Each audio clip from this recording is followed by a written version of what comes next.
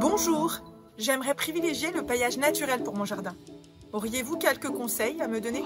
Le paillage, pour rappel, c'est ce qui sert à couvrir le sol situé autour des plantes. Et effectivement, Natacha, il est important de privilégier le paillage naturel, car utiliser des bâches ou des toiles plastiques comme paillage, c'est nocif pour la vie des sols, des cours d'eau et de la mer.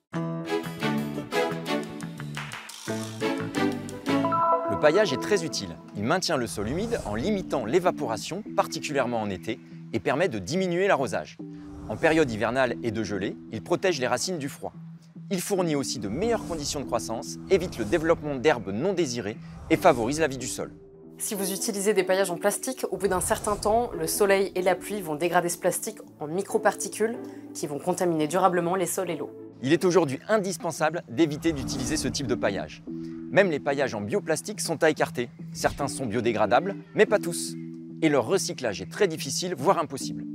Le paillage minéral, gravier, ardoise, est une fausse bonne idée. Son extraction engendre un impact élevé sur l'environnement. Et il a tendance à élever la température sans fournir de ressources alimentaires à la vie du sol et donc aux plantes.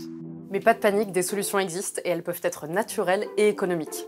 Par exemple, si vous avez un jardin, vous pouvez utiliser les matériaux présents sur place.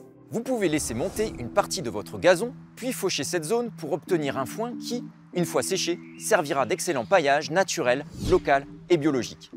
Un broyeur, loué ou acheté, vous permettra d'utiliser directement les résidus dans vos plantations.